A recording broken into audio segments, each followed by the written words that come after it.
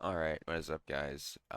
So as I'm sure most of you have seen or know by now, recently they made the Wyvern able to be done by any amount of players, as you can disable the statues. You don't have to physically block them to activate them anymore.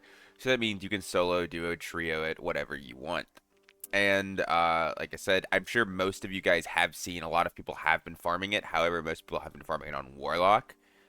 Just because Warlock can either solo it or duo it or trio it. Just use a bunch of Warlocks. Super, super easy. They have the most consistent damage. It's definitely not the safest class to fight it on, but it is, like I said, the most consistent in terms of how much damage you can do. But obviously, I'm not a Warlock player, and I don't feel like playing a Warlock to do that, so I've been playing Barbarian. And, this is for anybody else out there that really, because truthfully speaking, Barbarian is the easiest character to fight at Wyvern on in terms of living. Even if you die to the Wyvern, your kit's never gonna get knocked off into the void. So, so for anyone out there that doesn't want to learn Warlock or, wants to just doesn't want to level one or whatever it may be, or has tried it and just doesn't feel like it's good at, or feels like they die too much or it's not safe enough, or, they're scared to risk their kit, this build right here is for you. So to start with, I'm going to go over this build and show it, and then right after that, I'll swap over to a fight that I had and just like kind of talk through it a bit about which attacks you can get in on, that type of thing. So to start off with, as I'm sure you guys noticed, I have Demon Grips and Demon Clads on. The main purpose of this build is to go magic healing because you see, like, I have magic healing pretty much on everywhere I can. Two on each of my rings. These have magic healing base. These only have two magic healing. I mean, they could have three, but I just bought some cheap ones, and then my pendant has two as well instead of three. And the main reason you do this is because your potions scale with magic healing. You have 50% of your magical healing gets added to your potions, and then you have Potion Chugger, which reduces the duration of potions by 50%, but gives them 20% increased effectiveness. So I will say this, I'm not entirely sure about. I don't know if this 20% increase is before or after the magic healing's added in. It kind of feels like after, but I could be wrong. In which case, any magical healing you have, like, for this 50%, it's like the 50% of your magical healing gets increased by another 20%, right? So effectively, it'd be like 70% scaling. But anyways, you just like you run this with all this magical healing, and then your potions heal you for a shit ton. If you've seen the Bard build for this, it's effectively the same thing, except Bard runs Jolly Time with Ale and physical healing. But other than that, yeah, it's like literally, it's just super cheap. You just buy like the weapons I use are Horseman's and Round Shield. It's obviously not the highest damage, but the damage is good when you run things like Axe Spec, and because you have a shield, you have more PDR. Like, as you see, this build's only like 43%. With my shield out, I'm like 55, 56, so I'm not going to get one shot by any attack he does. And most of my gear is just like super cheap stuff that has like armor rating on it. Like, nothing on my kit's incredibly expensive. I don't even really have any move speed, just because as long as you're actually doing the fight correctly, you probably shouldn't get hit by really any attacks. Like, maybe you'll get hit by, like, a stray melee attack or a stomp or something here or there, or maybe if you're unlucky, an ice bolt. But generally speaking, you can dodge enough attacks that you're probably never gonna die doing this, as long as like I said, as long as you're doing it correctly. But the thing that I really like about this build is it literally, like, this build costs like a few thousand gold pretty much. Like, it is not expensive. Like, two magic healing vitality rings, I think I spent like 500 gold combined on these two rings. The demon grips and demon clads are probably close to 1,000 apiece. Like, you could get a northern full tunic with no HP because this one would be a bit more expensive. I just kind of had this one, so I threw it on. But then, like, this cape is cheap. This is super cheap. Like, nothing here is very expensive. And now to move on to the actual fight itself. Tap back over to it. There we go. Here, let's turn the music off. And then, so the one thing that you want to do, this is just like tiny little, tidbit, is if you're doing this with other melees or warlocks, make sure the last one that you turn off is at his head, so you can get headshots in for free. And if you have a warlock, just have him like precast Hellfire. So one really big thing about this fight that you need to know, I think, to capitalize on, is a lot of people are going to try to run in, get body hits, try to get headshots or whatever. You don't need to do that. You're going to see it as I do it later. The tips of his wings, like these parts right here, like on the far back, like these things all have hitboxes, and you can hit those while still being incredibly safe. Like right here, like you see me go in, and I'm trying to aim for like the edge of his wings here, just because it's like the easiest thing to hit. And Wyvern has like negative PDR, so you're doing so much damage even if you're hitting like, like sour spot hits. And that tail attack, that's the attack that's probably gonna end up hitting you for the most part. If you're unlucky, then yeah, like he's gonna like slam on you and stuff, but like right here, this is what I mean. Like you're gonna get hit by a couple stray attacks here and there, but I mean everybody does. It's kind of hard to dodge everything. But aiming for his tail and the tips of his wings are where you're gonna get your most consistent damage. And sometimes he's just gonna like this boss. The one thing you have to know about this boss is it is very, very RNG reliant.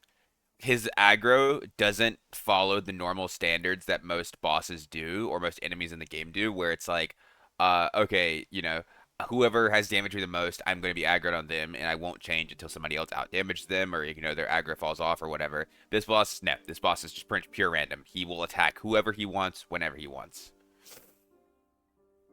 And whenever he goes for stuff like that, like like the slam, you can go in and hit. And like I said, like there is a factor of RNG because more often than not, he is just gonna like randomly decide to turn ahead other people. It just kind of happens that way. And when he goes for melee, like you have to be really careful about these because his hitbox on melees is really, really big, a lot bigger than you can imagine. And he can double hit you. I don't know why. I don't know if it's a bug, but it is very, very easy to get double hit. Also, bringing a surge kit for this is nice. Assuming you're doing this in duos or trios, bringing a surge kit is nice. If you get super low, you could easily just drop off and, what's it called? Just drop off and go for one. Another thing is if you kind of get screwed on the ice, kind of how we were here, you can go directly underneath the boss during the first phase, and if you, like, do the crouch bandage tech, then he won't drag you into the middle of the arena, and you won't get hit by his ice breath. See, like, right here, like, I got hit by that before he even hit the ground. So his hitboxes are not perfect. And for the skills I use, obviously you see him running Warcry and Rage. You don't really need anything else. You could maybe make an argument for like Blood Exchange, or I've seen people run War Sacrifice. I don't really think either of those are particularly great. Most of the time the skills don't really matter. I think Rage is pretty good because Rage lets you get to the boss sometimes a bit when you normally wouldn't be able to, or get away from it if you need to heal. And if you are doing this with a Warlock, one thing to keep in mind is you really do need to work on dodging Hellfires. Because your teammates, if you're unlucky, they will throw them directly into you. Like right there, I was slowed and he started phasing, so I just had no way of dodging his attacks. And you see, I'm pretty low, but like you can see these potions, like they are healing me really fast. I think these potions are healing me for like 2 or 3 a tick, give or take. And you see how fast they're going. Like you're healing incredibly fast. One thing to watch out for is his stomp attack that he does that you saw I get hit by right before that phase. And so I'm not 100% on this, and I don't think anyone really is. Or maybe maybe it's been data mined or it's on the website or whatever. But I'm pretty sure that attack he can like it has a cooldown, so he can't spam it. So if like that, yeah, that attack right there, like so if you haven't seen that he's done that, just kind of play a little bit more careful around him, and you're gonna see right here, yeah, like that's like 1 melee. I think that double hit me, but only applied 1 stack because that damage isn't normal. But yeah, just watch out for the stomp attack. If you are pretty much anywhere in like a semicircle in front of him, it's gonna hit you. However, if you're behind him, you're completely safe from it. So you can keep like slapping on him. Like if you're in melee, most of the time you want to be behind him. There are times when you're gonna be able to just like hit him in the face, but it's fine to hit him in like the back and stuff.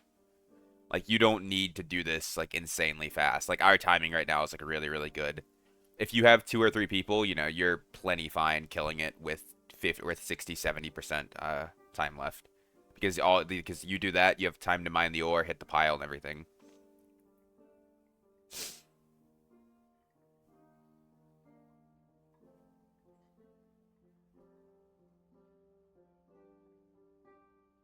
Doing this with melees is a bit harder than doing it with range just because his aggro, like if you're all in melee, it's really easy to get hit a bunch.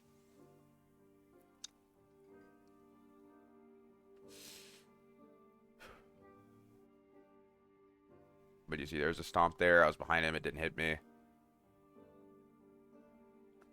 And he's going for the third. He's going for third phase. That's actually something right there to note that I didn't. Is whenever he does his phase for the third one and he runs and where he doesn't run, he like slams into the middle. That actually damaged you. I kind of assumed it didn't, but it definitely does. So just watch out for that. Don't die whenever you're getting into his third phase.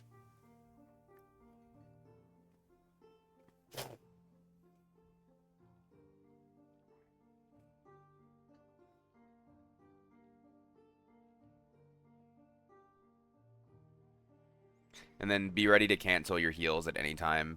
Because like I said, this boss, he could pretty much jump after anything he does. So if you're like a decent bit a distance away from him, or he hasn't already been aggroed at you, and you see him like, attacking, like he's shooting his ice bolts or whatever, just be very like, be very wary of him jumping. Like always be paying attention and be ready to cancel your heals if you need to, so you can dodge.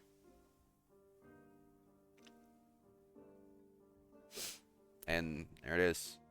And you see we have just a little under half left, probably, but we're at about 60%.